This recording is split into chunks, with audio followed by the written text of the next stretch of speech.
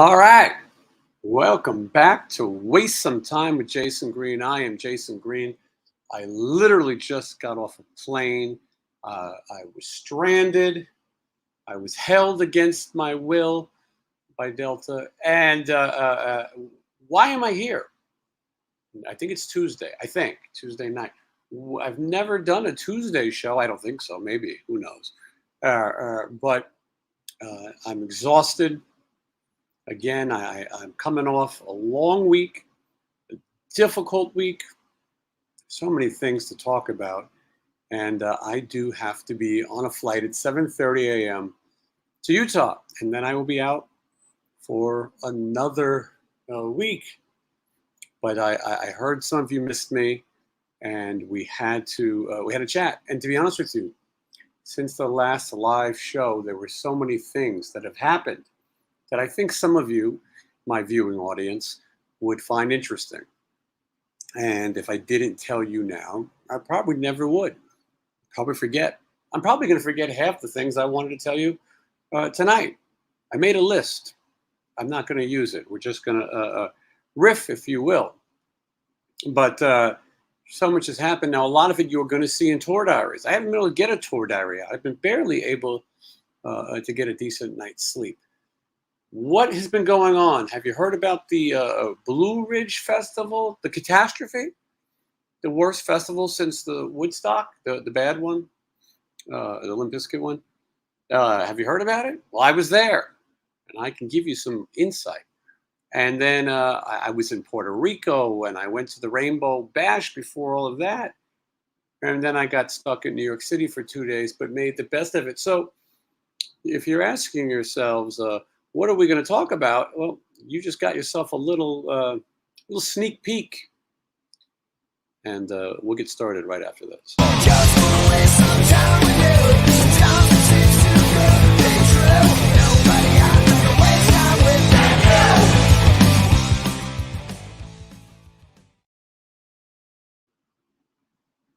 I knew it was my time to talk. I could have made a sharp step in, but I'm exhausted. I'm going to be honest with you. I'm exhausted. I don't know how I'm here.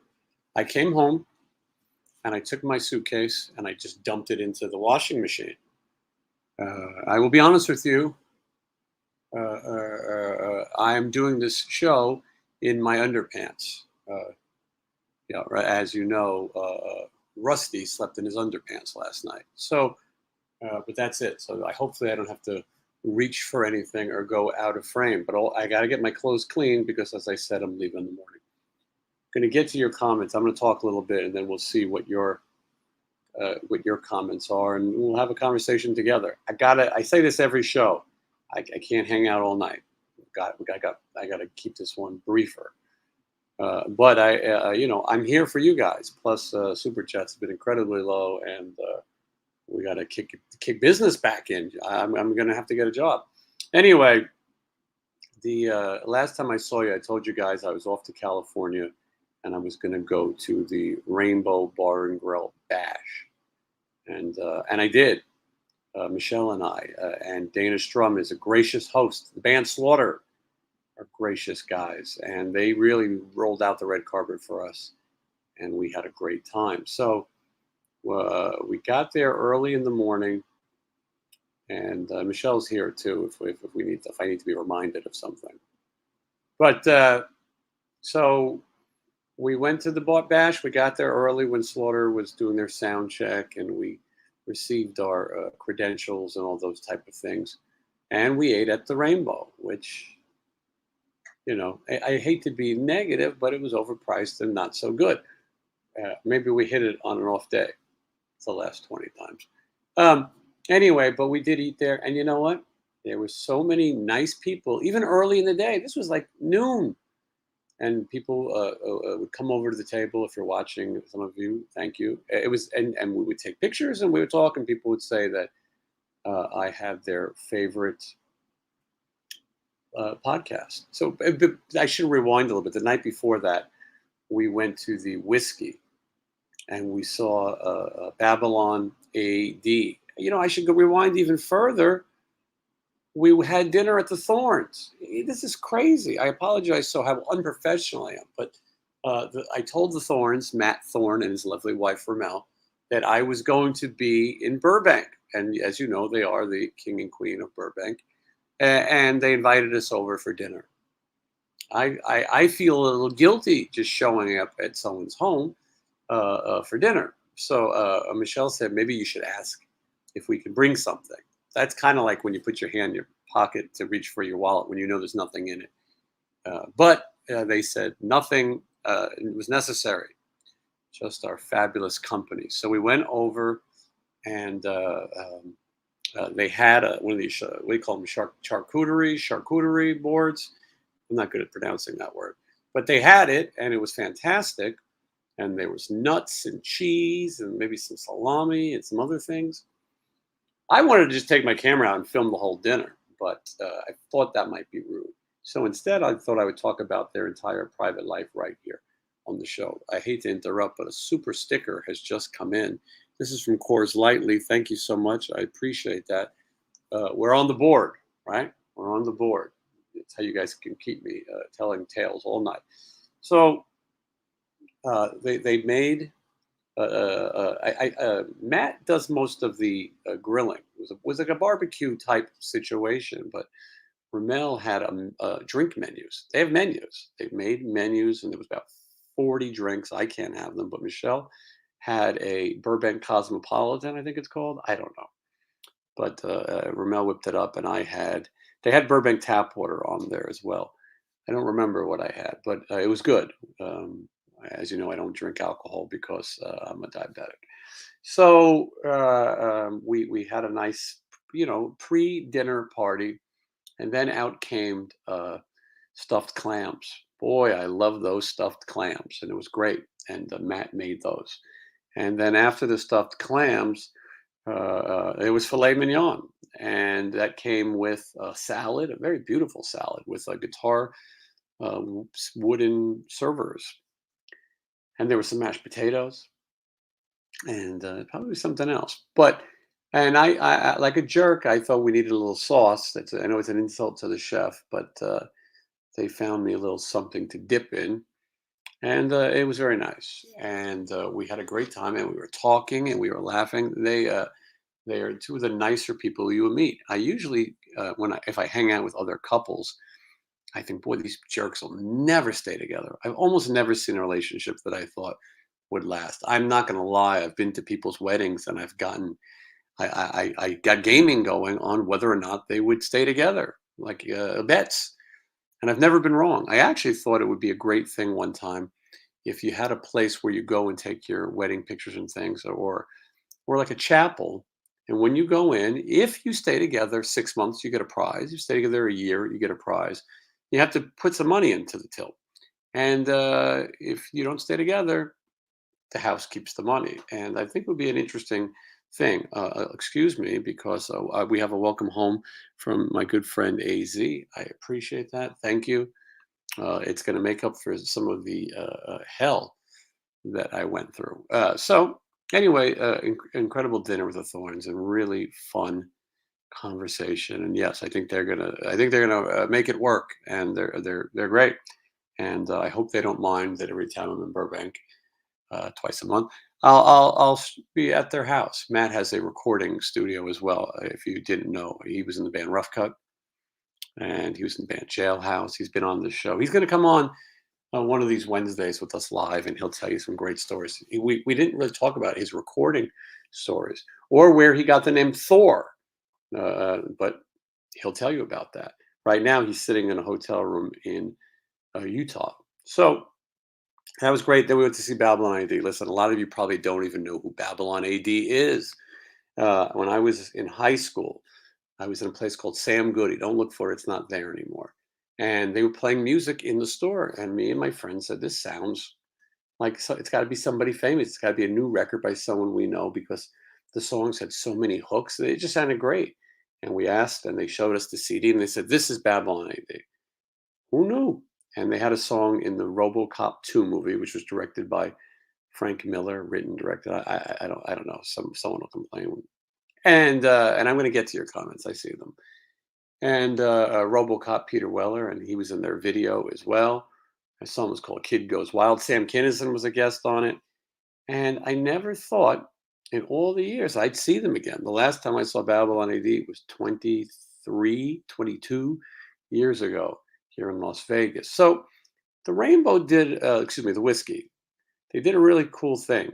Um, they had a week-long festival. A lot of people said it was kind of like being on a cruise, but being on land. They had shit going on constantly. So it started with Dangerous Toys one night. I wasn't there. Then Vane. I'm not I don't know. Davey Vane's had many opportunities to come on this show. He told me he was going to come on the show, and then he blows me off. And I saw him on the boat. He had a little bit of attitude almost. I don't know. I personally don't really care about Vane. That's the truth. I don't care. So if he doesn't come on, he could bite the bullet, beat the bullet, whatever. I don't give a fuck. Mm, So I didn't go see them. Babylon AD is better, much better. Then the next day was the Rainbow Bar and Grill, and so here you go. You got Dangerous Toys, you got Vane, you got Babylon AD. Then the next day you're gonna get Angel and Steelheart and Slaughter and something that calls itself Enough's Enough that I wouldn't watch in a million years. And then London was there on the Sunset Strip. London is insane. It was like the metal years. And then they had an after party. After all the partying at the Rainbow, the after party was a Jet Boy and Circus of Power. Circus of Power is one of my all-time favorite bands. Alex Mitchell's been on the show. Gary Sunshine's been on the show. Mickey Fit of Jet Boy's been on the show. They were both on the same label, MCA, and they both had working for MCA, and they both had songs on a soundtrack for the movie The Burbs. Anyway, it was so much fun. And then during the day, Chad Stewart, he had a bunch of the Scab Faster Pussycat guys, and they had their own acoustic jam session. I think Tracy Guns was there, and it anyway, there was constantly something going on. It was really fun. People just you could walk up and down, and you run into people that you haven't seen. And again, so many people who like this show, which makes me feel good. I feel like a big shot when people are so damn nice. So Slaughter's dressing room and Angel. Listen, Angel, Frank Domino has been a friend of mine for so long. He lives here in Vegas. I've done a lot of charity events, raised over $1 million for charities. Anytime I had an event, Frank Domino was the first person to be there. He would say, "I'm with you," and he'd say, "If I'm with you, I'm with you," and he was with me, with me, and he was the best. Anyway, Angel was great. It was my first time getting to see it. Punky Meadows and Frank Domino, and they had a bunch of other guys who were great too, and they all wore white, and it was fun. And so we go into the dressing room with our friends in Slaughter, and Angel's there, and I got to say hello to all my old buddies and run into people are coming and going, but it's in the Hollywood Vampires area of the Rainbow. If you've never been there, it's a bar upstairs. You go up these stairs into this little pitch black cubby, and this was the room. They had a little club. I believe Alice Cooper was the president. Mickey Dolenz was a big part of it. Maybe he was the president. I don't know. They all had titles. John Lennon, one of those drummers, Keith Moon. It was really pretty amazing, and I was able to film it for you guys for the show. So we'll show you a little of that. You're gonna love it on the tour diary that I make just about that trip. So we got to see that, and then Britt Lightning was there from Vixen, and I see Britt every week, and I don't really, I say hello and we're friendly, but we didn't really know each other. Last time I was on the show live, we played the FMK game. And you guys made it tough. You said Lita Ford, Nita Strauss, or Britt Lightning. I said I would probably get rid of Nita Strauss because I have worked with her in the past. And I decided that Britt Lightning seems like she would be marriage material. I wanted to tell her this, and I did. And she was amused and got a kick out of it and high-fived me that I chose her for holy matrimony. And we had a nice conversation. I'll be seeing her tomorrow in Utah, and so many other cool people. Got to see Nader the Priest of London. I asked him if he was going to burn a Russian flag on stage. I was kidding. He said, "Oh no, I can't do that." If you saw the metal years, you know that is something. He did so, but it didn't really work. He kept trying to light it, and it didn't really work. It was kind of anticlimactic, if you will. But now more than ever, Oh, Michelle says Alice Cooper was the president. Thank you, Michelle. And Michelle is an expert of all things Alice Cooper, rock and roll, and a rainbow bar and grill, I should say. So we had, yes, this is it right here. That is correct. It was Nita, Lita, and Britt. And I chose Lita for the relations, no to Nita, and Britt and I are happily married. Yeah. Anyway, so I think I summed up the whole rainbow. Circus of Power was incredible. So it's only the singer Alex Mitchell, but it was great. It was great to catch up with him. It wasn't overcrowded too in the whiskey. It was, you were able to have your spots. Strange. I'll tell you a few strange things that happened. I didn't watch Steelheart perform because I was hanging out with the Slaughter folks. And Robbie Krieger of The Doors, who is a legend, he wrote "Light My Fire." He got on stage and performed with Steelheart. I couldn't figure out what the connection was, but I suppose that singer for Steelheart was in a fake version of The Doors for 2 minutes. Hi, Bitsy. How are you? Oh, well, good to see you. Bitsy and I are catching up because I've been gone for a while. Luckily, Sin City Photog Jay, who's our moderator, he took care of Bitsy. You want to interject? You want to be on the show? Well, come on. Hold on, folks. I have to pause for a quick visit from Bitsy. Bitsy, say hello to everybody. My shirt is going to be covered in Bitsy hair. Did you miss me, Bitsy? I missed you too. Okay.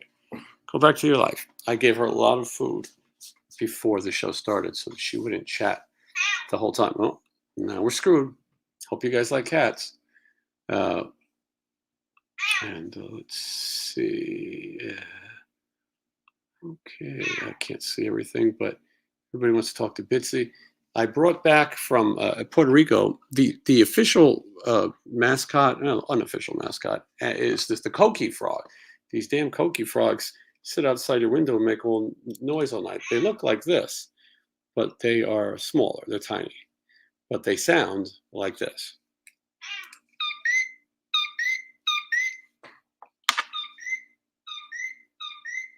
Bitsy's talking to the coqui. She seems to like it. This would make a good visual moment, but I guess Bitsy has a coqui doll now. Anyway, this happens all night. They live in the trees, and it can be obnoxious. I see some super chats. I know I'm all over the place, guys, and I'm really tired. So maybe you're not going to get the incredible show you're used to.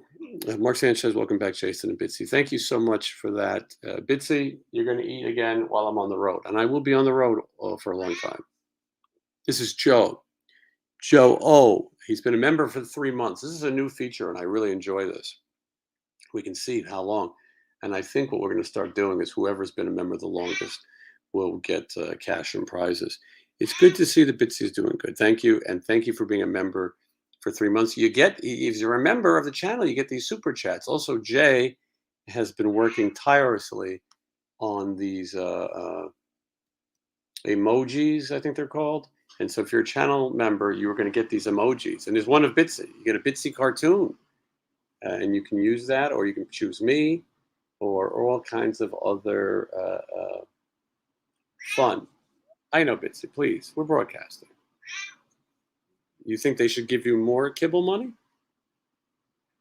I'll try. So let's get back to the series. And I got a lot of announcements, a lot to tell you. So after the rainbow, I came home for maybe 2 nights max, and then I had to hit the road with Stephen Piercy. And we went to, we flew to North Carolina, and we stayed, oh, hold on. Sorry, folks, but Bitsy, we got a nice 10 spot from Sean O'Shea. Sean, thank you very much. Bitsy has a unique voice like Stephen. Very true. And yes, she's glad to see me. And okay, I'm going to get to everybody. So The show is really not about how fast we can get to the thoughts. It's a marathon. It's not a sprint. You know what I'm saying? We have to warm it up, if you will. So we got to Raleigh, Durham, North Carolina. We stayed at a hotel near Raleigh, Durham, North Carolina. Dana Strum recommended it. I think it was a good recommendation.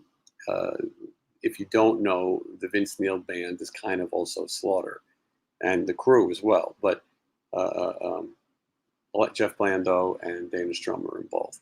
So, and we've gotten used to hanging out with those guys. They're good guys. And we caravanned over to the Blue Ridge Festival. If you guys are paying any attention to the news, this Blue Ridge Festival was a disaster. So Dana always gives me good advice. What we need to do is we need to get up early. You got to tell the guys they can't sleep in like a bunch of teenagers. And we're going to caravan over. It's a 90-minute drive. I've looked it up. It's very scenic. You're going to enjoy it. And he was right. And we get to the place, and all the tour manager types get online to get your credentials. Okay, this is where we realized this was not a professional festival, even though there was an incredibly big lineup. Not bands I really like, though, but your Five Finger Death Punches and your Megadeths and the Pantera were there, and all that kind of stuff. And somehow Stephen Pearcy and Vince Neil were in here. Strange to me. I'm going to tell you something. The bands that were playing after Stephen and Vince were Stained and Five Finger Death Punch and all these other things. I don't believe that any of those bands will have a 40th anniversary. I don't think they'll ever have a Round and Round. I don't think they'll ever have a Home Sweet Home. Just don't think it's going to happen. Maybe I'm wrong. But I don't think you can name as many songs by any, and I shouldn't single them out, but any of the bands on that bill. Obviously Pantera and Megadeth have had long careers. But most of the shit, I almost felt like, why is Stephen and Vince here in between bands that don't fit with them? Joe is back. Thank you, Joe. I'll be seeing you in New Buffalo, Michigan. I have no idea where that is or when it is, but Joe, I'm looking forward to saying hello to you, and I appreciate your super chat. So, again, I'll put the RATT catalog and even the Motley Crue catalog against every single band that's playing at that festival. And as I've said, 90% of those bands don't have a hook, a chorus, a hit, something that matters, or a legacy, if you will. That's just me. So I wanted to get the hell out of there. There's no bands there I wanted to watch, especially on our day. Oh, hold on. This is G. Smith, another for Bitsy. Hope to get a pic of you at the Card on the 6th. Well, of course, I will do that.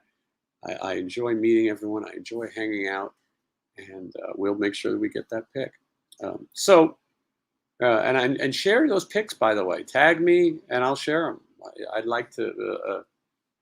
I'm happy to do all of those kind of things. I'm just some jackass, but. Speaking of jackasses, so these bands, I just don't see anything happening. I don't think they matter.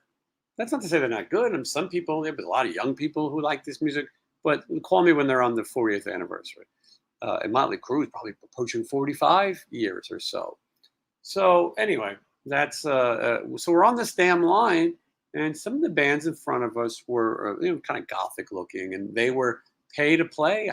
It looked like they bought on to the festival. If you don't know what that means, the top acts are here, and then there's these little names here. And what they do is they get them to shell out money to be on the bill. And then you could say, well, I played with so-and-so and so-and-so. It's not the worst idea to get eyes in front of people. But at this festival, I think it was. Didn't think it was worth it. I don't think it was much of a showcase. These bands were trying to figure out where to put their merch. It's 44 bands selling merchandise. You're not going to sell any. People, as Dana Strum said, they're going to buy the event tee with all the names on it. It's a souvenir of their trip. Not going to buy anything else. Stephen and Vince did not sell merchandise because it just didn't seem worth it. So as we're standing on this line for this little barn or trailer that has the credentials, we started to realize only one person was actually working. Now, you drive a long distance. It looked like summer camp.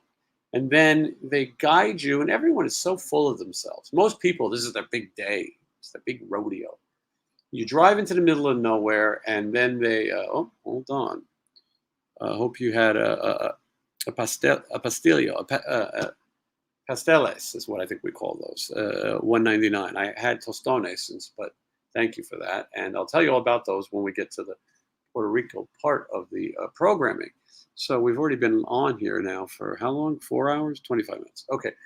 So it took a long time. Dana got his credentials. So then they go to me, and I'm like, well, I have to add one person. I hope they understand.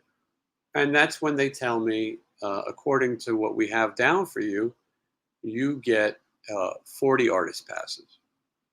40 artist passes. And I thought about saying, well, we don't need 40 artist passes. And what happens to all these emails in advancing? I talk to these idiots every day.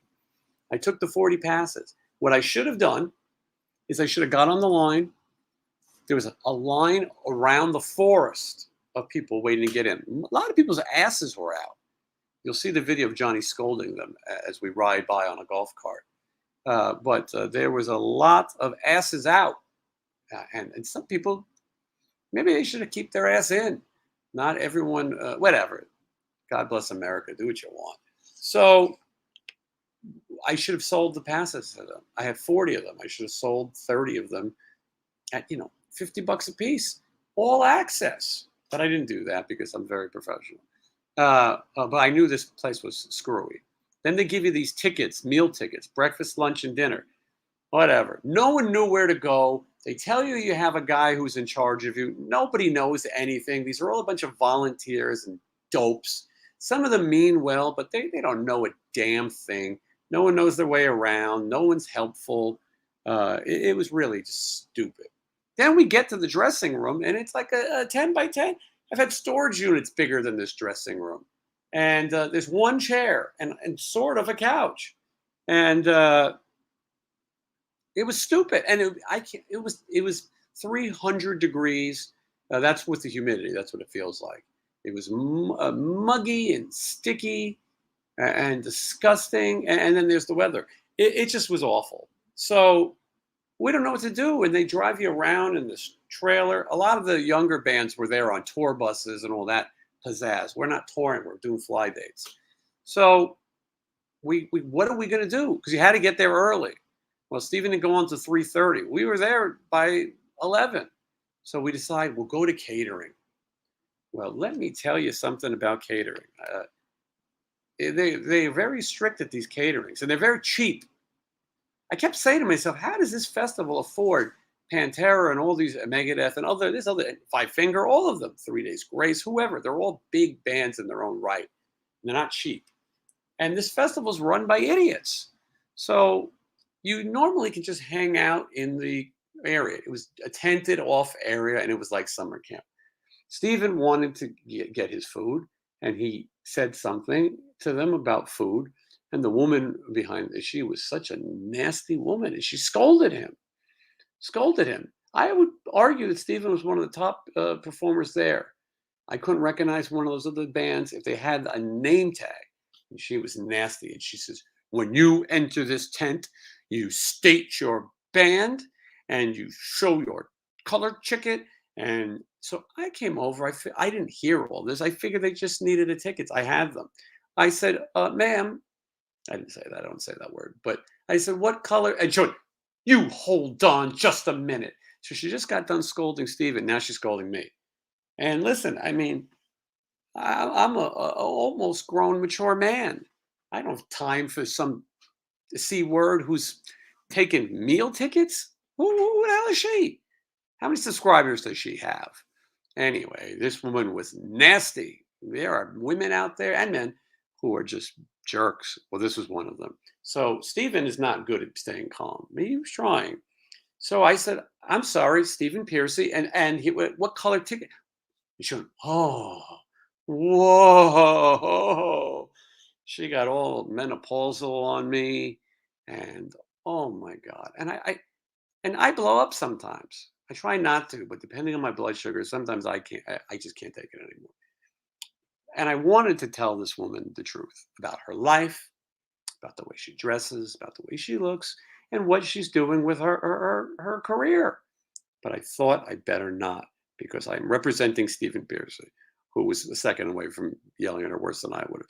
Mark Chance Sanchez said you should ask her if she wanted five across her lips. Yeah, five across the chops, you big dummy. She was so ugly that you could stick her face in the freezer and make ugly sickles. She was so disgusting that you could put her in dough and put her in the oven and get gorilla cookies. This woman was nasty and a terrible person. Who is this here? My good friend GJJ just watched Tank the Tech. Just talk about it. Seems like a shit show. Well, it is, and I'm going to get to more. So anyway, look, I didn't really care. I'm used to dealing with nasty people. So finally, I let her talk, and all she wanted was the name of the band and the ticket. Okay, big deal. Here it is. Now, I will say, Steven's a man of the people. He's hanging out. These other superstars are probably hiding away. Steven's having a good time. Nice guy. He's approachable. So he's the only rock star that's in this area. And so anyway, you get online for the food and they tell you beef or chicken, and they're very strict. You can't have a little beef and a little chicken. It's one or the other. You can have as much vegan tofu as you want, apparently. Not there's anything wrong with it, but that they weren't guarding. And they would just, the people would just slop it in like prison. It looked like summer camp. I hated summer camp. Couldn't stand it. My mother tried to send me to summer camp, and I couldn't swim. And these kids, they'll throw you in the water and they'll try to drown you. And I was out. I quit. I didn't want to do it. I also don't like locker rooms. You know, when I was a kid, I didn't think it's appropriate to walk around with your wiener out. You know, mm, everybody just walk around with their wiener and bending over with their buttholes, and I didn't like it. It wasn't for me.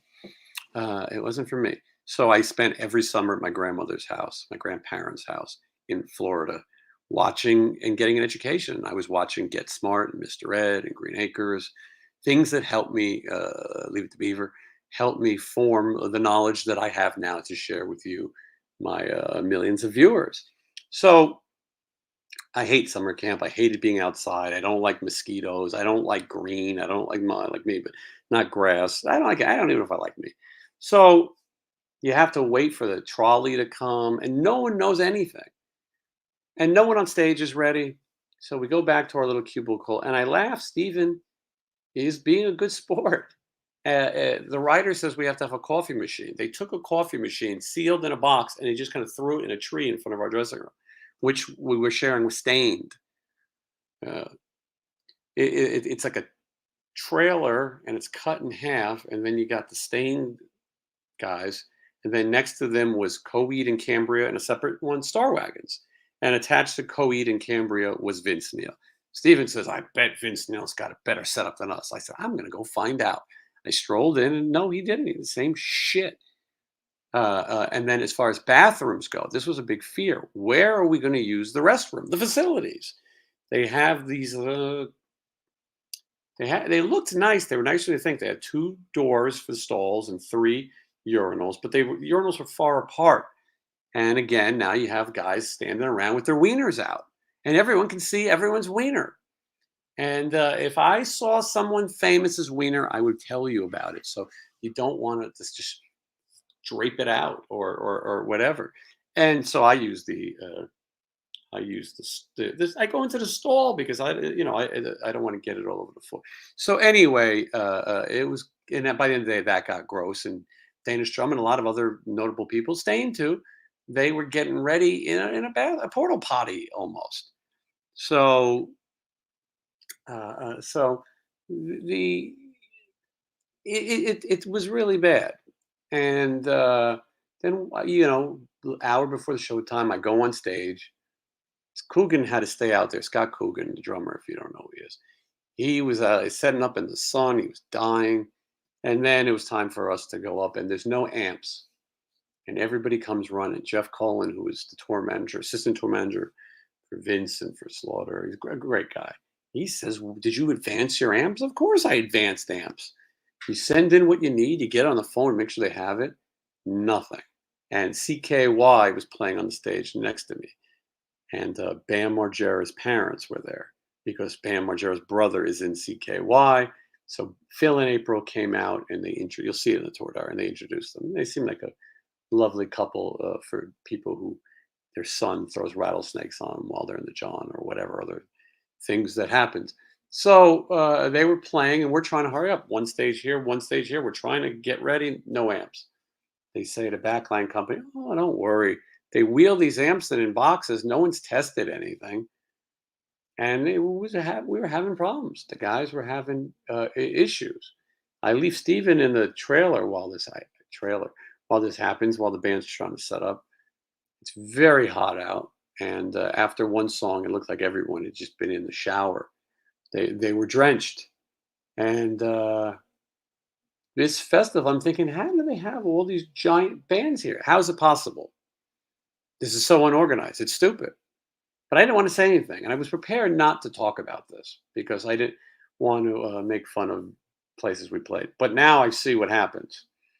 So after we played, I went. You traditionally you do before a show, you get paid.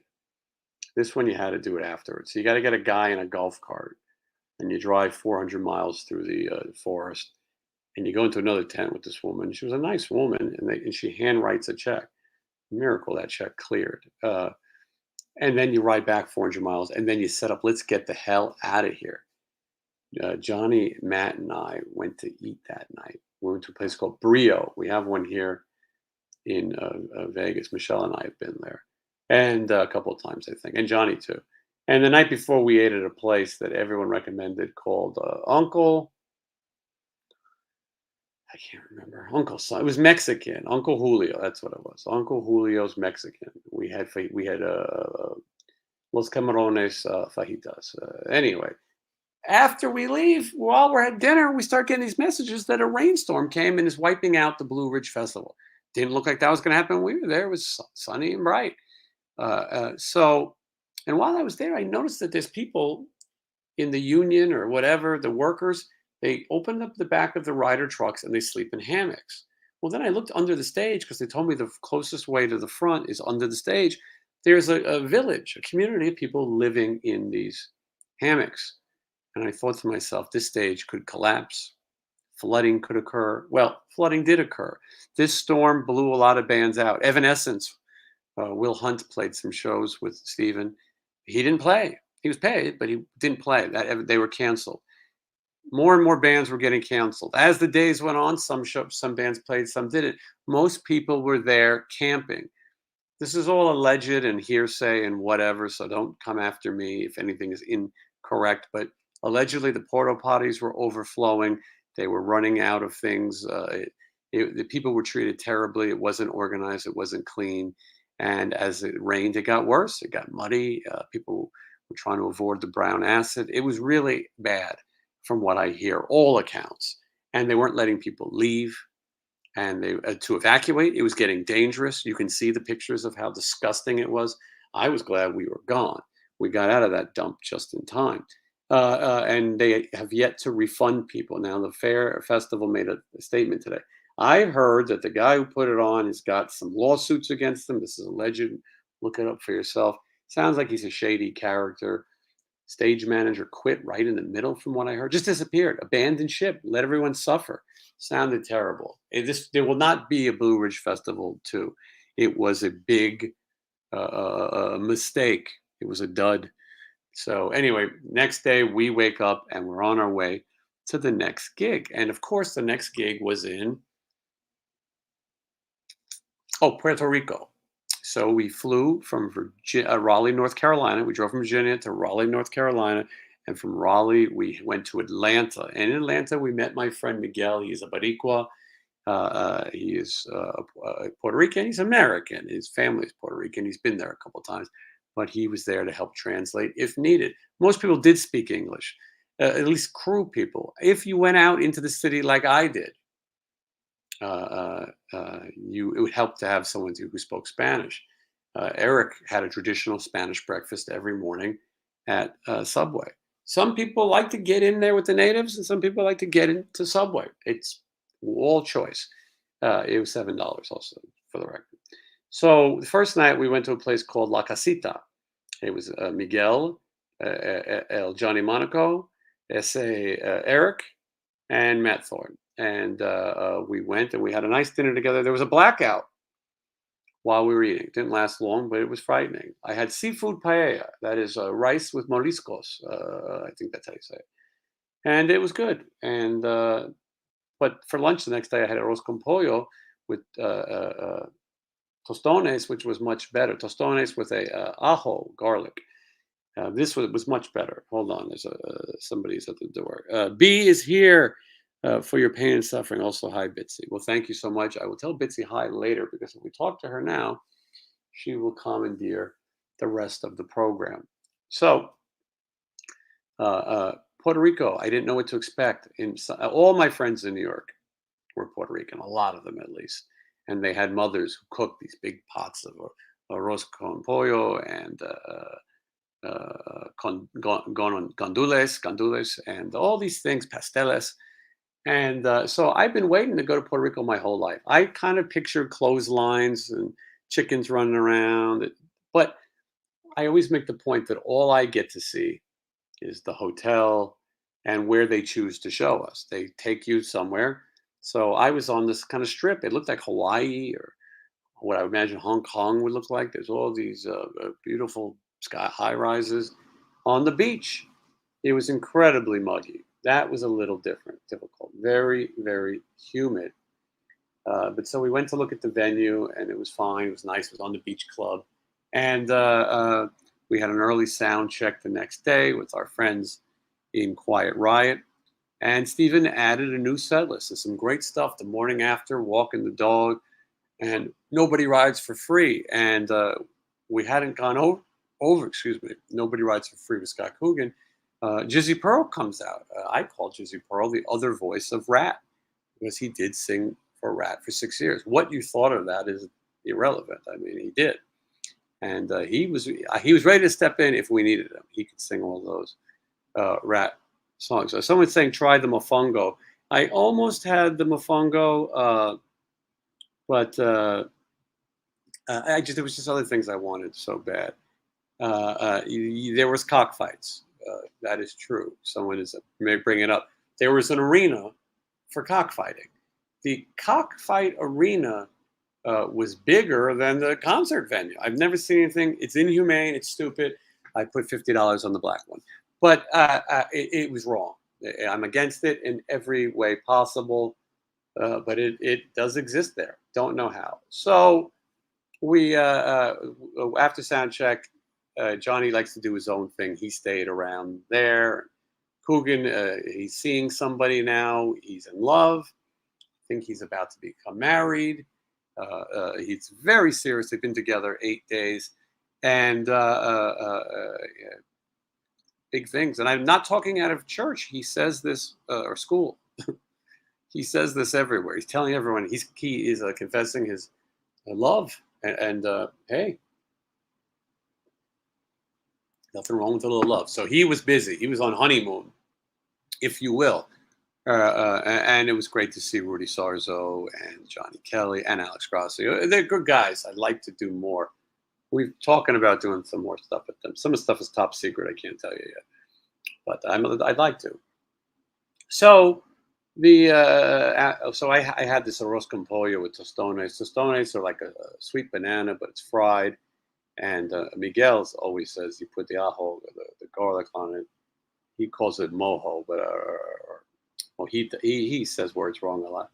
But it was good. And Matt had some salmon, and Miguel had, I don't remember what he had, but it was interesting. And it was from the Puerto Rican specialty section of the menu, because when you're in Puerto Rico. Now, what do I know about mofongo? I know what Desmond is saying. There's a great episode of Sanford and Son. Julio lives next door, and he needs to use Fred's kitchen to make mofongo. And he says that you get a big pot, and you throw in a little bit of everything, and then you have mofongo. But Julio's goat would have run into the kitchen, and then Fred Sanford did not like that. But later in the episode, he tasted a little mofongo, and he became a mofongo fan. But there was definitely a lot of fun Puerto Rican jokes in there. As well. Wow, there's a lot of questions you have, Resurrected Rex. What the heck is Scotty Griffin up to in Florida? Still at Disney? Well, last time I talked to Scotty Griffin, he's in the Guardians of the Galaxy show, I believe, in Florida. And I mean, I wouldn't live there. And yeah, he's there. And the Sin City Rejects came to a halt. Well, maybe not for long. Maybe there'll be some different members. I'm going to make sure that the Sin City Rejects record is available everywhere for you to own a physical copy, because I'm getting asked for them constantly. And so I would like to. Here is Lorraine. Lorraine, happy to see you. Lorraine has the record for most Stephen Pearcy concerts. Her husband, who grew up in Puerto Rico, likes a Puerto Rico restaurant in Philly, and he has Mofongo. And a lot of people asking if I'm going to interview George Lynch again soon. I got to text them. You know, I don't go through publicists. I text him direct and see if he wants to do it. And I think he will. But I haven't had time to interview anyone. I shouldn't be doing this. I should be in bed. You know, I got to get up in 2 hours. But I love you, my audience, and the super chats. Just kidding. Anyway, so show in Puerto Rico was fantastic. We had a really good time, and Stephen was really grateful to see everyone. And he spent a lot of time signing things and chatting with people. Everyone was really nice. It was beautiful. I will tell you that I will go back, even if it's just to go on my own. Everyone was offering us deals, and I had a good time. I did get credit card fraud after. I will say that my debit card was violated. I can't think of the word I want, but I had no debit card for a few days because someone was making miscellaneous mofongo charges. So, but it was great, and it was a great set list. It's on my Instagram. If you're not on my Instagram, JSIN_Green, Jason Green, go do it, because I'm told to be a successful influencer, you need to have 10,000 people on your Instagram. Then I can share links and affiliate links, and I can make money, and I can retire somewhere. Anyway, so but I didn't have a debit card. So we had a great time in Puerto Rico. Miguel and I went out, and we went to buy cigarettes for Steven. I think that's where the debit card fraud happened, to be honest. Shady gas station. The woman spoke English way too well. She looked like she was up to something. But we went to a pizza place called Pizza City, and I said, how could pizza in Puerto Rico be? And I'll tell you, it was better than most places that give us pizza at the shows in it's on our rider, 2 pizza pies after a show. It was very good. I know you guys are here, and I'm going to get to you, I promise. I won't leave without talking as much. I'm on your Instagram great account. Well, thank you, Jay Lee Smith. I appreciate it. And thank you for being a member. It means a lot to me. And appreciate you. Well, thank you. I like to be appreciated. Todd Kearns was gloating about Sin City Sinners today. Well, that's great. It's good to see. He's not no longer able to use that name, but I'll be seeing him this weekend, just so you know. Nice Sep mug. So I don't really think that people are coming to see solo songs. I'm sure one day they'll play one. Seems like every time you made a record, you play one and then you lose it, like most bands. And I'll be honest, most of the times the original songs were bathroom breaks. And that goes for some of the other older deep tracks. People want to hear hits. You're never going to see RATT again. So you want to hear RATT songs? This is your chance. That's kind of where we're at. This is RATT. This is as close as you're going to get. So enjoy, okay? Now let's get back to y'all were stranded in New York. Well, yes, we were. And we'll get to that. Any idea when the next tour diary? Well, we'll get to that. And great to see me, and great to see you. Great to see me. Forget about it. So anyway, Puerto Rico, fantastic. I really, really, again, I had such a great time. Oh, hold on. Ned and Coco, Speed Shop, the Ned and Coco Speed Shop. Michelle, for you.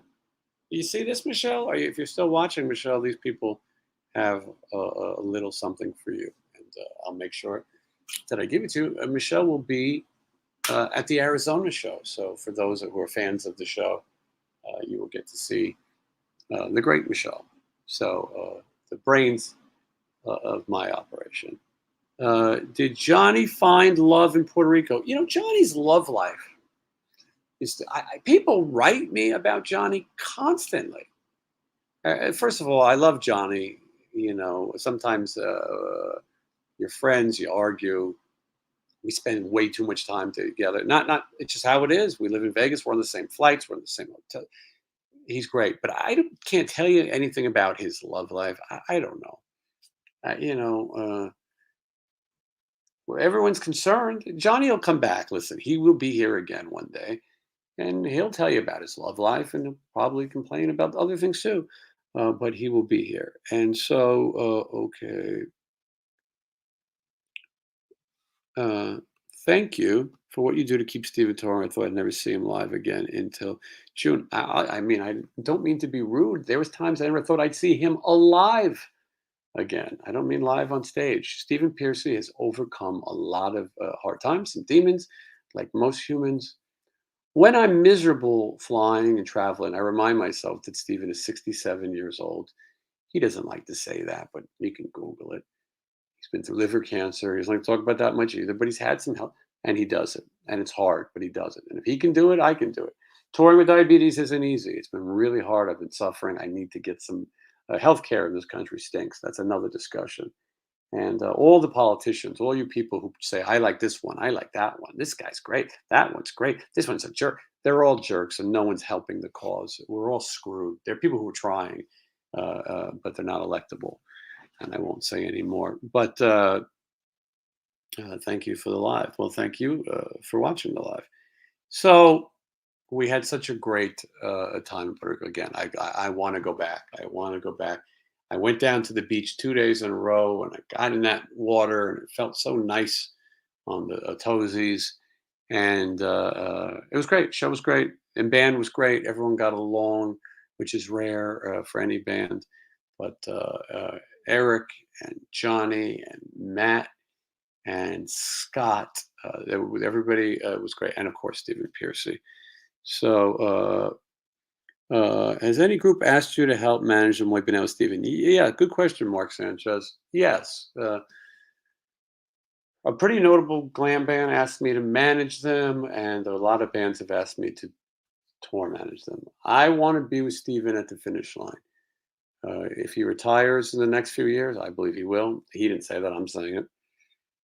I'd like to be there at the finish line. I really care about him. He's a good boss.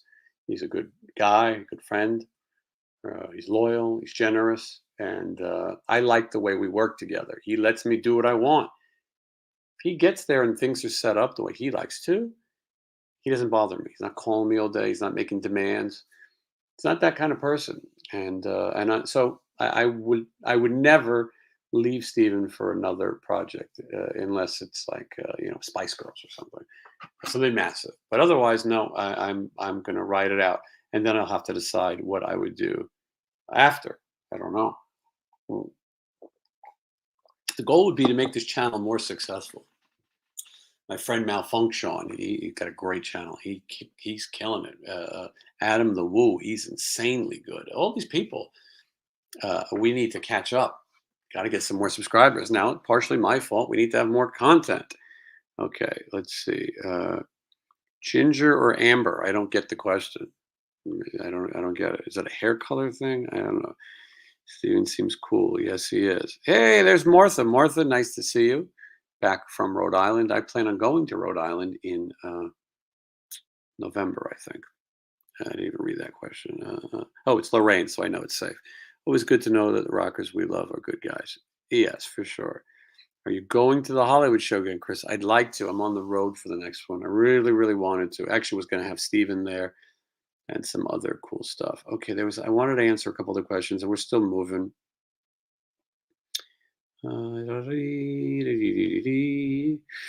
What is my favorite Scorpion sound? It wouldn't really have an answer. And Jason makes a good point. I'm going to hire Jason to be a producer on this show. Him and Jay.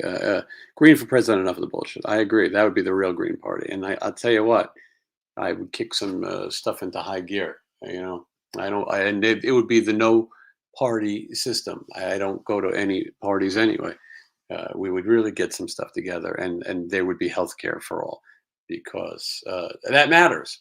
And there would be no bailouts for the airline industry or other billionaires. Go figure out your shit. Stop screwing up, Delta.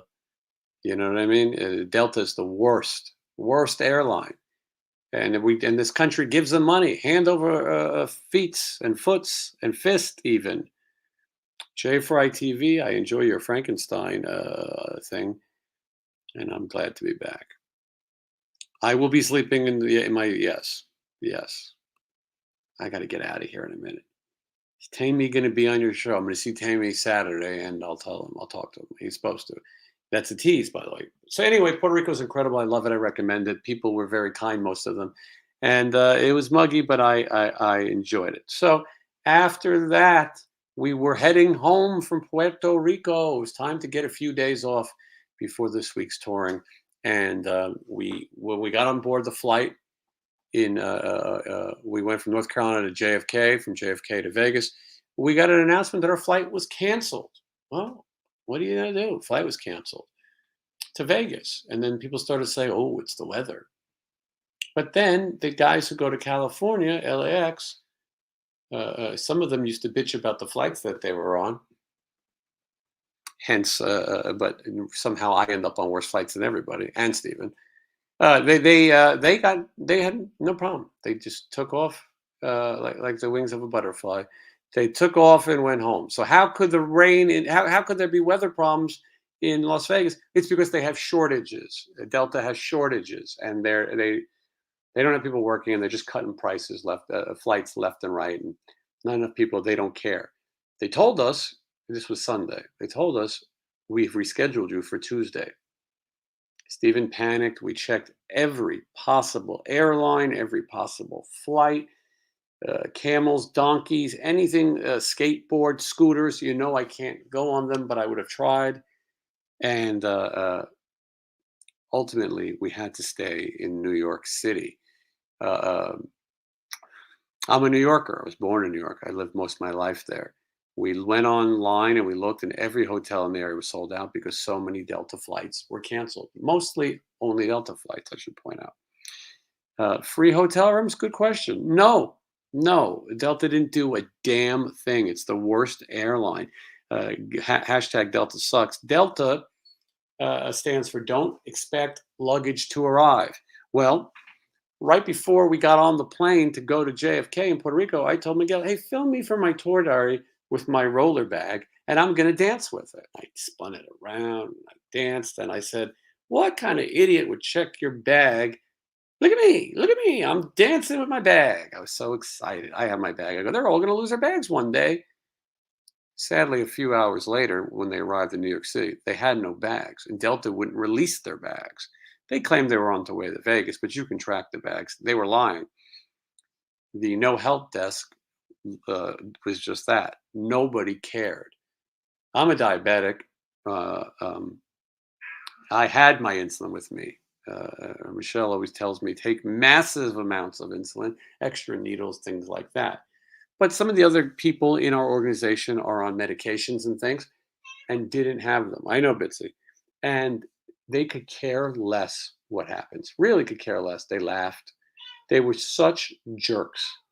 And if from my cold dead hands, I will make sure that I never say a good word about Delta because they're terrible. They really are terrible. And read about it. Do you know about the fecal matter biohazard on Delta? And do you know about well, hi Bitsy. All the other problems that Delta's having? It's losing people's dogs. And Bitsy, I would never bring. I don't believe in bringing animals on planes, though. I'm against it. I think it's really stupid. You rent a car. Your animal didn't ask, and don't slap a vest on it and say that your sea otter is a emotional support sea otter. Bullshit. Animals should be left alone. Don't be a jerk. It was Sean Clark that brought me to you. You have to get Sean back on the show. Keep on from Chicago. Hey, Sean will be back. We've been meaning to talk about it. Sean has a major announcement that I'm not allowed to say.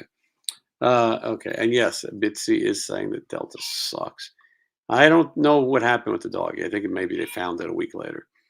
Uh, uh, Bitsy, who's hosting the show, me or you? I mean, you're probably funnier than I am, more entertaining than I am, if you will. So anyway, there's all kinds of things. We had to find a hotel. Nothing. Manhattan's either $1 million or sold out. Anything in Queens near the airport sold out. So I saw Long Island and I said, what the hell? I know Long Island a little bit. For Bitsy, Jaylee Smith, Bitsy. Bitsy, you're set. And yes, there'll be another meal after this. So I find a place in Garden City, Long Island. I knew it was a nicer neighborhood. And then I started thinking, I think I have friends in this area in Long Island. So we went there. It was a chain too. I wanted to pick a Hilton or a chain, had a good rating. We had to pay for this. And by we, I mean the Stephen Piercy Incorporated Enterprises of Top Fuel Entertainment Nation, whatever. And so uh, Johnny, myself, and Stephen and Christy all got our rooms. Stephen and Christy shared a room, and we set up camp, and it was depressing. And that first night, they had to realize that they Bitsy enough that they had no nothing. They didn't have their stuff. I don't think Stephen even had his wallet. It was rough. And then they had a little credit card fraud. Our agent's had some kind of decline fraud. And then, of course, my debit. Oh, Jesus. My insulin alarm is going off. I don't really know how we do this. Uh, Hold on. It's so annoying. Here, watch this, and I'll be right back. Why is it not doing anything? Bullshit.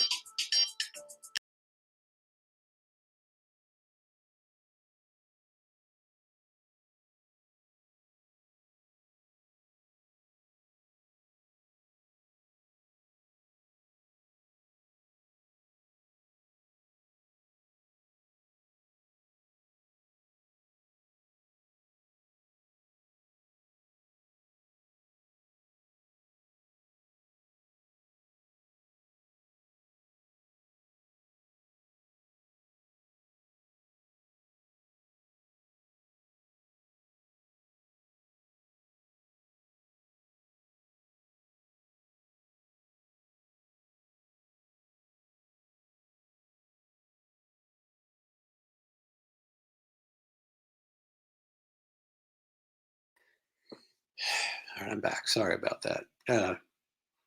Technical difficulties. Please stand by. So, I don't know what I was talking about, but it was miserable, and we were stranded, and everyone was depressed, and there was no food. And then I remember my old friend Holden.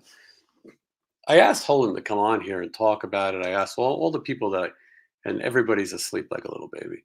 Uh, um, I didn't bother Johnny. I didn't think that this was the time for Johnny to make his tremendous comeback when he has to be awake. Oh, jeez. I'm getting irritated. We're going to have to cut this show soon. Uh, make his comeback when he's under duress. Sorry about the earthquake. Uh, so it was miserable. But we went to TGI Fridays, and that was even more miserable. It was terrible. I don't recommend that either. And I will tell you that I got the world's largest unsweetened iced tea. It was fantastic, right? The biggest iced tea you've ever seen, unsweetened. And I spilled the entire thing on my lap, all over my shorts. My balls were soaked. There was nothing you could do. I just sat there, just took it because what can you do? And it was awful. And so I had wet balls and wet feet as well. And diabetics shouldn't have wet feet. And it was terrible. The food was terrible. Everything about Fridays is garbage. In one of our tour diaries, we went to Fridays before, and it was terrible. And they lived up to it again. So the next day, we're staying in this damn hotel. It smelled mildewy and it really wasn't that much fun. And we just, everyone was miserable and exhausted. And at that point, I called Holden and I said, let's do something again. And I said, I would like to see some famous locations on Long Island. And Holden said, well, what about Nick, our good buddy Nick? Holden was a photographer here in Vegas. He went to high school with Chris Angel. He was the still photographer for the Mind Freak TV show. He worked when I worked in the entertainment, adult entertainment. He was a photographer there. He's taking pictures of models, musicians. He hangs out with Bret Michaels and shoots photos for him. And I directed, but he is a cinematographer for the City Sinners music videos that I directed, and also the webisode series. It's very funny. If you haven't seen it, it's out there. And so me and Holden have been buddies for a long time, but we haven't seen each other, he said, since 2012. I lost count. You see people on social media who need to see him in real life. Even though I grew up in New York my whole life, we all know that Long Island is not really New York. New York is Manhattan, Bronx, Queens, and Staten. Brooklyn, Bronx, Queens, Manhattan, and Staten, or whatever. That's it. No Albany's, no Great Kills, no Horsehead. None of that's all bullshit. No upstate. If you're from New York, you lived in the city. Everything else is New York State. Totally different. So let's get Nick. Well, Nick is a celebrity, and I wish he was here to talk about it. He's going to come on the show, but the reason Nick is famous is he's been named the armchair detective. There's a serial killer in Long Island, Gilgo, I think it's called. Gilgo. That's the name of a beach where they found these people. The guy's name is Rex Auerman. He's very famous now. He's alleged, and he's not been convicted of a crime. But it's big news. Anyway, my friend Nick went over to the house the day that they were taking out things that they found. And the news interviewed him, and he wears this Texas Chainsaw Massacre hat everywhere he goes. I said to him, did you realize you're going to a serial killer's house wearing a Texas Chainsaw Massacre hat? And he said, I always wear that hat. And then this meme was made, and the meme says, baby, I'm going to be on the news, get my hat, something like that. And it's this cartoon of Nick. Well, Nick is now famous. He has his own podcast. We went to dinner. And they recognize him. They recognize him from the meme. And so he's an expert on serial killers and other kind of true crime is really what you call it. And he explained to me that his family were true crime fans, and they created this tour, the Greystone, Long Island. His last name is Greystone Tour. And I was so excited because, I love to show you guys locations and history and see famous things. When I was a young man, there was a woman named Amy Fisher. She was about my age, maybe a little less, who knows. And every guy had a thing for Amy Fisher.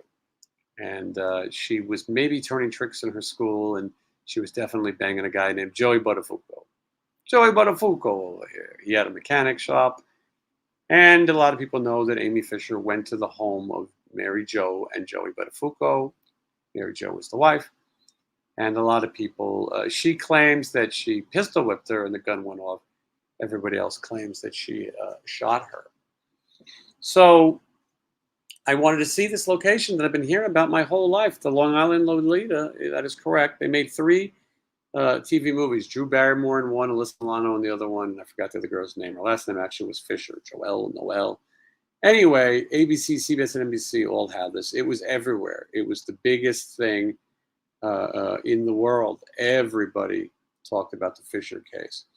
So, and I met Amy Fisher, and I will share those photos another time. I was on a radio show, and Amy Fisher was the guest after me. Probably not as entertaining as me. So we went to Amy Fisher's home, and after that, we went to the home of Joey Buttafuoco and Mary Jo Buttafuoco, where the shooting happened, and we went to eat at a place called Big Al's Barbecue. Now, I wish the guys were here to help me tell these stories. It was great. By the way, the best barbecue in Long Island, they say, and they were right. It was fantastic, and we had a really fun time. It's fun to mix your friends together, and you haven't seen each other in a long time. These guys are into movies and pop culture and are ridiculous, and you got us together, and it was a laugh riot. I hate to say this, but I give you a spoiler alert. At the end of the day, we're all going to bite it. It's how it ends. Where you go after that, I can't tell you. But I have theories, but you can have different ones, and that's okay. But at the end of the day, uh, uh, the answer, Rafa, is yes. She did end up doing adult features at some point, and I believe she cam models now. That is true. So live while you can and enjoy every laugh you can. Boy, was laughter the best medicine on the trip from hell. I was lucky to have my bag, but my clothes were dirty and mildewy, and I didn't have it was terrible. I wanted to be home. And all the other guys, including the ones who complained that they got bad flights, were laughing and singing, having a good old time while we were miserable. And Christy, Johnny, and I went to like a mall outlet so she could buy some clothes, and everyone can kind of have some kind of refreshing of themselves. But it was terrible. Okay, I'll answer this. David Peters would like to play the KMF game. He says Amy Fisher, Lorena Bobbitt, or Jessica Hahn. I think it should be Amy Fisher, Lorena Bobbitt, or Casey Anthony, because I don't think Jessica Hahn murdered anybody or caused harm. Amy Fisher, well, right, none of these are murder. Amy Fisher shot somebody. Lorena Bobbitt cut off a wiener. Jessica Hahn, I don't know. All right, so let's go over this. I would say you marry Jessica Hahn. She's very wealthy because she was married to somebody who had money before. He was the creator of Married with Children. She's probably a little nuts. She banged Jim Baker. But I think she still looks good. So I think you marry her. You don't mess with Lorena Bobbitt. Anyone who's capable of cutting off no. Gotta go. And then you give Amy Fisher the old, it's risky, but it's got to be done. All right. And yes, I would. We all said it when we were at the Amy Fisher house. We had a moment, and we all decided that yes, we would still have relations with Amy Fisher. Which is then I said, well, enough of that. What about Casey Anthony? And we all said we would. Nick said he just wouldn't let her babysit his daughter. Anyway, so we're sightseeing, and we had this great dinner, and then we went to the Amityville Horror House. I've wanted to go there forever. People cry that they changed how it looks. You know it's the house. Doesn't matter. Yeah, the windows aren't the same. It's a very strange house because you see it from the side. The entrance is around the front. The side is the famous thing that's on all the posters. If you don't know the Amityville horror story, I'm going to give you the fastest version of it possible. This guy moved into that house. He lived there with his family. He killed his entire family. He shot them. And please send super chats because I'm going to get demonetized. Whenever you talk about these things, they can't take away the super chats, but they can hit me on the rest. So anyway, he did that. He ran to a bar across the street. We went to the location of that. And he said what he had done. He's in jail. He died recently, a couple of years ago. And then this other couple moved in, the Lutz, and they lived there for a few weeks, 2 months max, and claimed that they heard all the things that are in the Amityville horror movie. Most likely it was bullshit. They came up with a clever idea. And there was another guy who says he was in on it to say that the house was haunted. Now, listen, the house did have some horrible thing happen. But I don't think they said get out or the walls bled, but who knows? But they made some money, and there was movies and books and all those things. And Spirit Medium Daniel's asking Alyssa Milano or Jennifer Love Hewitt. That doesn't work. That's not how the game is played. But I mean, I'll say Alyssa Milano out of those two, but you got to have three. Yeah, Jay is correct. As I said this. You cannot be with someone who chops off wieners. It's not. You got to draw the line. It's not the way to do it. So anyway, we went to the Amityville Horror House. When you go to California, a lot of times these famous houses are far away, and they have a gate. And the Amityville Horror House, we drove up this dark block. And oh, thank you, Mark. I appreciate it because I'm going to need it after this when they block me again. Yes, thank you.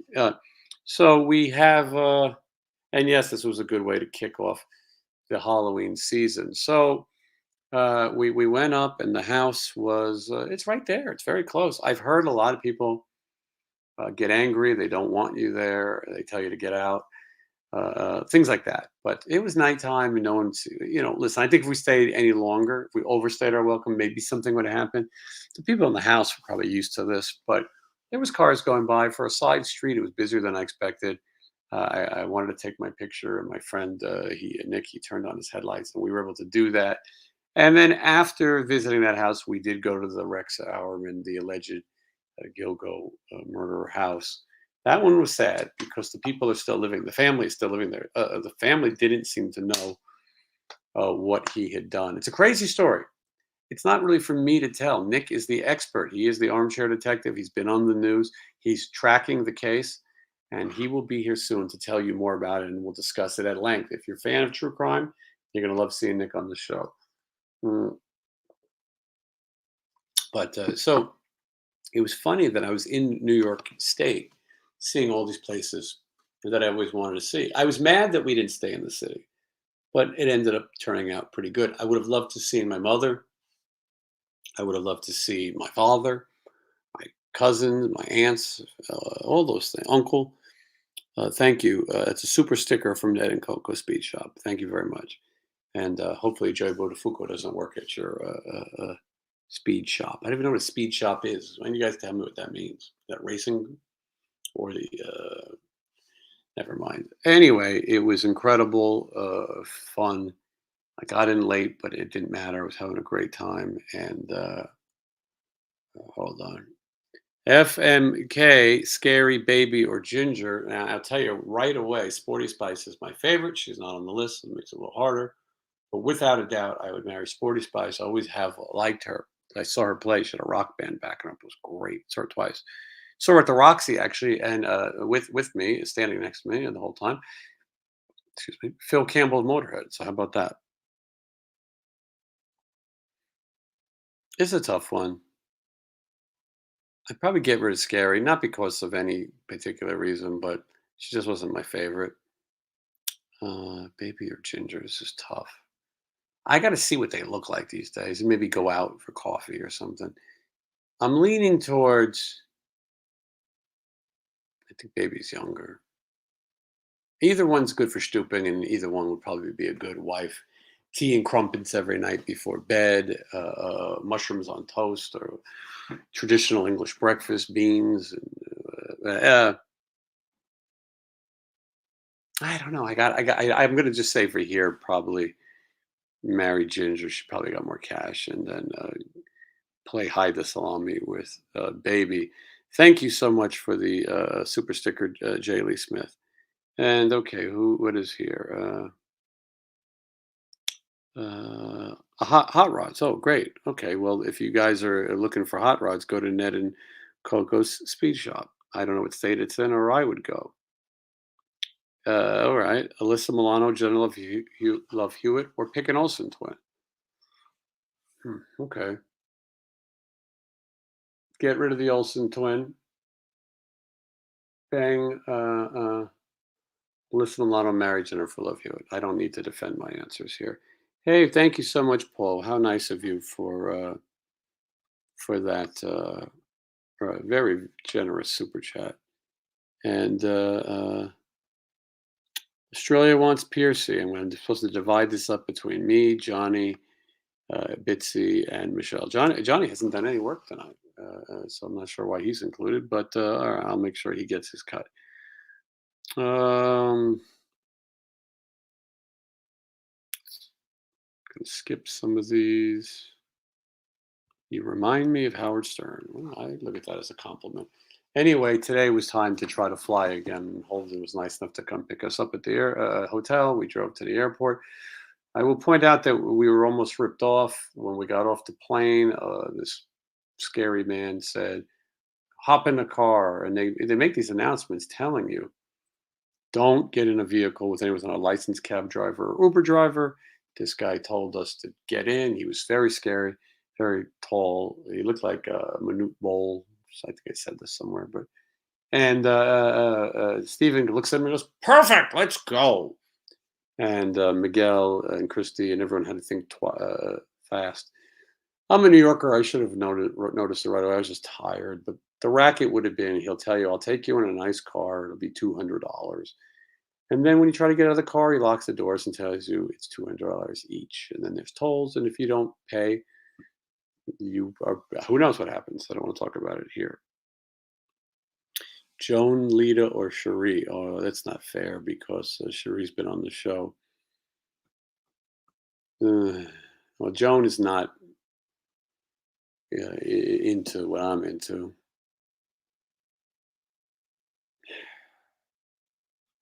Guys, I don't have all night. We'll come back to this one. I would definitely do something. I'd probably get fresh with uh, uh, uh, Joan. Who knows? I apologize. I'm getting really tired, and I've been up for days, and I'm going on the road. So let me tell you where I'm going now. First thing tomorrow morning, I'm going to a 7:30 flight to go to Utah, and it's going to be a great festival in Utah. And if you're in the area, I recommend you come. Utah State Fair. The lineup is Vixen, Quiet Riot, Slaughter, Great White, and Stephen Piercy. Great lineup. Meet and greets are still available at officialstephenpiercy.com. They're also available at the merch table. Then we have one day off, and we go to Phoenix, Arizona Airport. The show is in Cottonwood, Arizona. I wanted to go to Flagstaff and see cousin Normie's house, a few other things. I just don't have the time. Now what happened is that Stephen Piercy is doing an event in New Jersey. This kind of came out of nowhere. I wasn't going to go, but now I'm going back to the East Coast, risk my life, risk getting stuck on a plane. So Friday night, Stephen Piercy plays in Cottonwood, Arizona. We get up on Saturday and we go to Secaucus, New Jersey. I think that was the home of WOR in the original Howard Stern Channel 9 show, I think. And Romper Room, I think, was filmed there, other things. But anyway, they're having a tattoo convention. This guy, Mario Barth, who is friends with Chris Angel and blah, blah, blah. And anyway, he's putting on a show, and the house band is going to feature Brent Woods. I believe he's the musical director, and he's the guitar player for Sebastian Bach. Brent Fitz, who was the first drummer for Sin City Sinners, and he was in Theory of a Dead Man. He's in Slash's band. He was in Union. He was in Alice Cooper and Vince Neil, the guy plays, and a few others.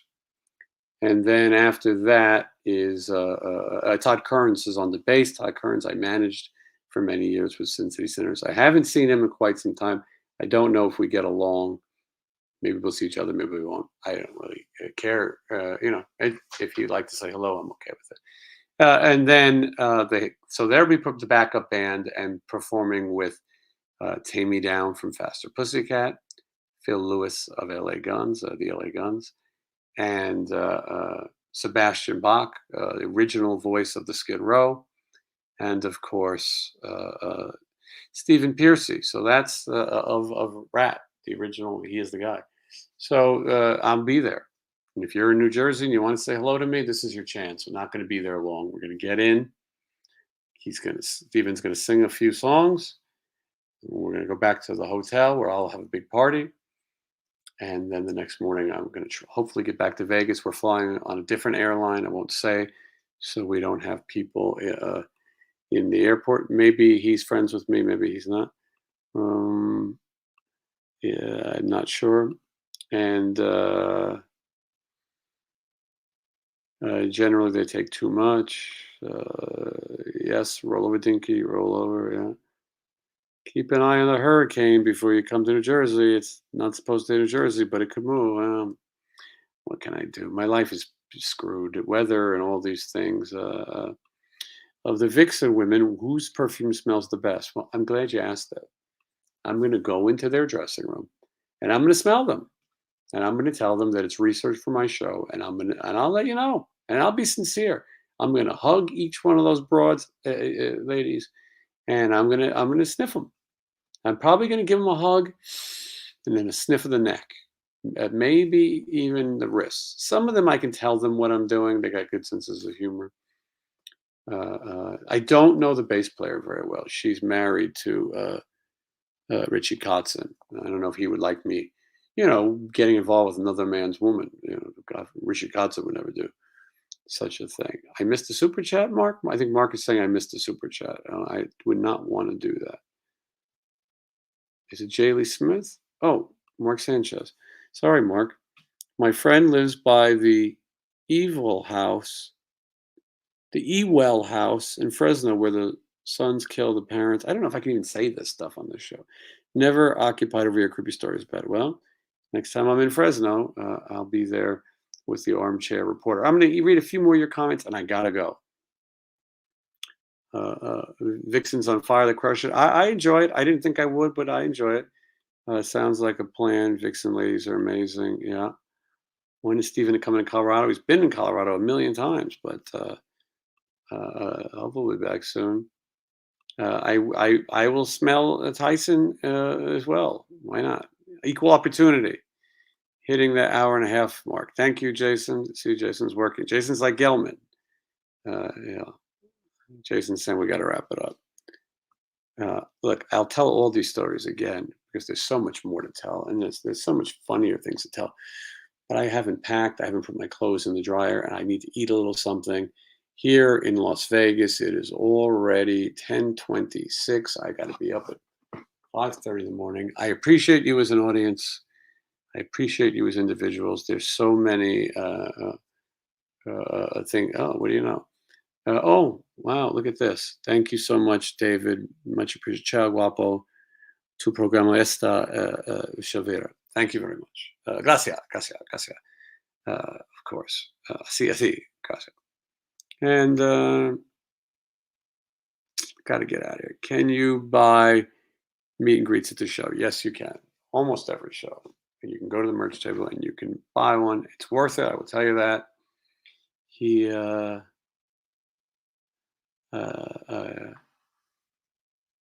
it's good. He's pleasant to meet, and you can meet me as well. And we'll have a great time. I'm sorry, I'm so tired. Listen, nobody else would do what I do for you guys. Come on here, beg for money. I mean, tell stories. The stories would be much better from Wake. And if also Miguel says he's not feeling well, he's got the Puerto Rican flu.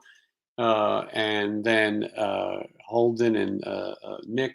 Nick works for the Postal Authority, and so he's got to get his rest. And I don't know who knows, but they should all be here. Lorraine is asking, is there a meet and greet on Saturday?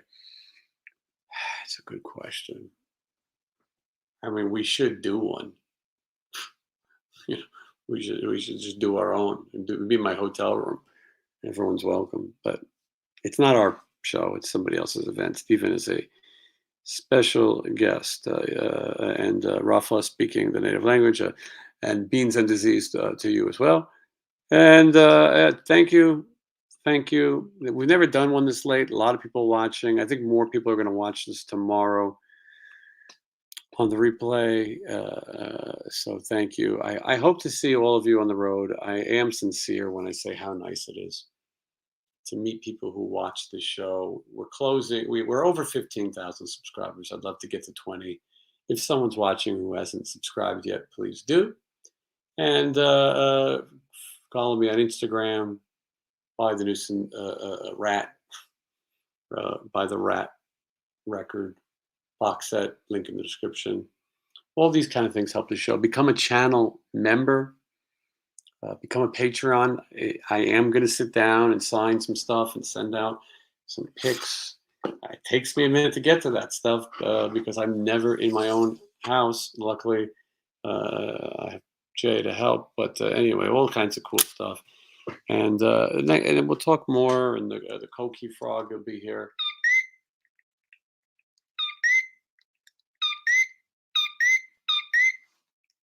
Goes on all night. All right, now it's just showing off. Thank you for watching. We did 90 minutes. In 24 seconds, it'll be 90 minutes. Yeah, all right. Yeah, and one day I'll do. Yeah, sure. Super chat, and you can just come to my room. Or I'm told it's a very nice room. I don't know where it is, or I'll tell you all right now. But yeah, I wasn't going to do this. I like to announce them and build an audience, but whatever. Jason, official SP website says 15, 16 is you playing both nights. Thanks. I don't even know where that is. No, he's not playing 15, 16. No, that's Bitsy's friend. Bitsy, that's Bitsy's Koki now. He's playing Wednesday. No, that yeah, you're talking about the festival in Phoenix. I think 15 is the Quiet Riot and 16 is Steven. Something like that. Have a great night. Well, thank you. Anyway, if this was half-assed, I apologize. I will do it again. No live show Wednesday. Going to try to edit Tour Diaries on the road. I'm far behind. I did film everything. And anyway, thank you very much for watching. Please like, comment, subscribe, and I will see you again very soon. Maybe a live from the road.